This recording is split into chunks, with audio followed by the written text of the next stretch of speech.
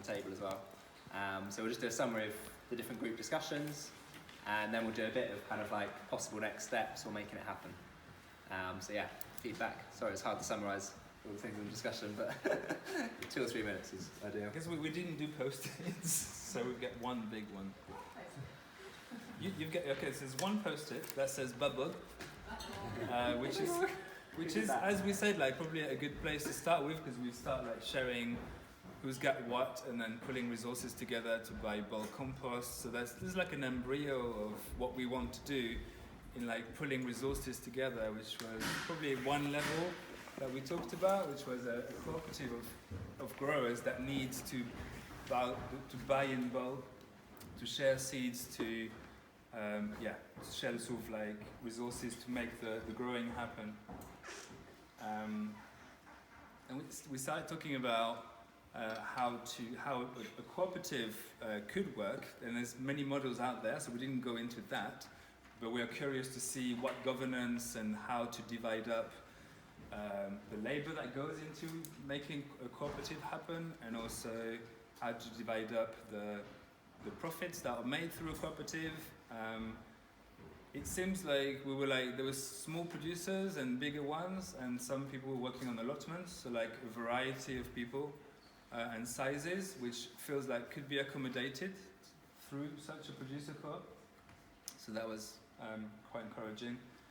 A need for like maybe making sure that we are looking at something that is inherently different from a Bath farmers market or shopping at Harvest or crops not shops, and also crop drops. So like there's various other schemes there that sort of glean the small bits, and there are other offers out there in Bath and the region. So we need to make sure that we're not duplicating, or we're providing something different. The idea of growing together is challenging, probably. Like there's the idea of crop planning. So in the region, if we have someone who could, provide some of the staple root crop, and someone else providing these kind of green crops, the idea of like dividing up the work amongst a growers cooperative feels quite exciting, but also potentially challenging in terms of organizational communication. Although someone who works in software, Nick, could have a magic software that could make it all happen. I'm joking. So loads to dig in terms of like governance and decision making.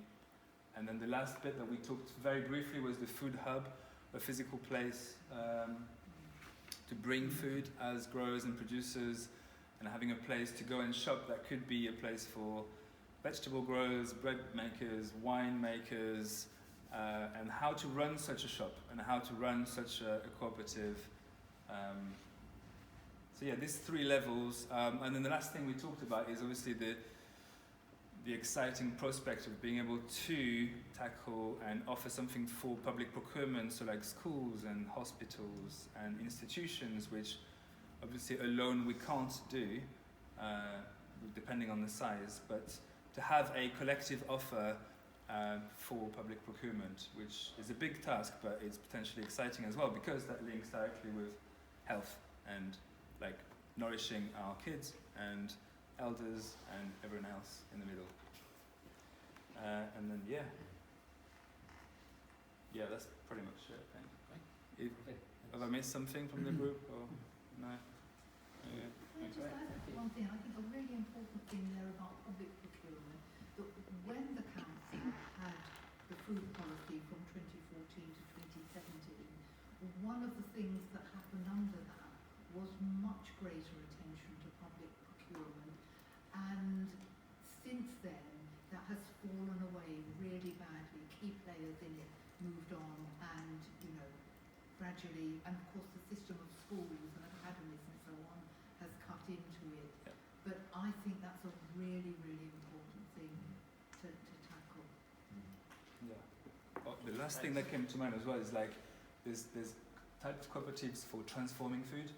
I've seen an example last year where people would just bring their raw vegetables, and there's like a social enterprise that transformed them into soups and things like that. and that's a level of cooperative because producers just like dump wholesale stuff, and then there's a team behind that just process and make cans, tins. What's that, sorry, the name of that? There's not really a name. It's like a cooperative that transform, that process food, raw food into cans, bottles, and stuff. Cool, right. And next group. Anyone want to go? Land Trust Group. Anyone to feedback? I'll try and summarise because I've written it down. Maybe it's easier if I just. Anyone feel free to say if I've missed anything. So we talked about two key things. One was getting the land, and then the other one is how we involve people in the land and educate them accordingly. So in terms of getting the land, we talked about the legalities and like leases on land and how that can be really tricky to know how long you've got land for, and what you can do to get it long term. We talked about the RSA and the Food Farming Commission and Food Farming and Countryside Commission. So Paul had a lot of interesting little nuggets of knowledge about where you can get information about what to do with what, and the legalities of land and like guiding principles and stuff if you're ever stuck. And something else that was interesting was the Open Systems Lab Paul mentioned, which is what was the name of the person? Alistair Parvin. And he talks about fair hold of land, so it sits between like leasehold and freehold. That's right. So how we can move beyond like leasehold, like make it more fair for people to have that land, and how we can rent it under better conditions and stuff. What else? We talked about how we can make the most of underutilised land and identify landowners that are sympathetic to our cause and how we can make that work to our favour. Again, just like make sure that the legalities around that are all set, because after we talked about, some of us were talking about what we do if they then die or something, and then the land is then not potentially like unavailable to be used for the lovely, beautiful things it was being used for. So we've got to consider like the long term, I guess. And then in terms of like involvement and education and how we get the community buy-in, we talked about part owning the land and co-ops and how we can have people feel a lot more invested, not just financially, but just feel like they've really had an input and a say in the land, and how they can get involved with decisions around it, stuff like that. In terms of like the produce that's being grown and stuff, and we talked a lot about, we were all interested in how we're going to get people that really need food, but also that they're clear on how to eat it, how to cook it and stuff like that. Somebody mentioned about twinning, the idea of twinning with another farm or village so they can really support each other. So that was a lovely idea. And then just towards the end we were talking about what really works in terms of like involvement, especially like volunteers and stuff. So we talked a lot about how volunteers are really important and how a lot can happen with volunteers as long as like there's not too much monitoring and people are committed, and that it's not too like formalised so that people are put off by being involved. Have I missed it?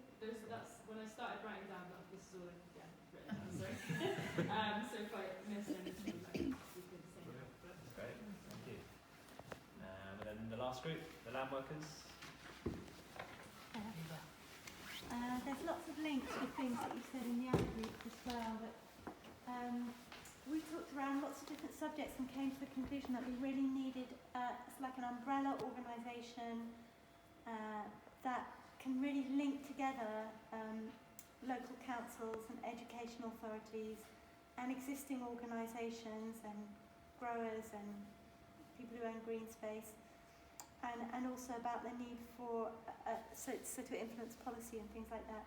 And also the need for an accessible information hub so that people can access information, whether it's about green spaces, parks, woodlands, gardens, allotments, and to enable a collaboration and visits and movement between the different initiatives so that people aren't operating in isolation.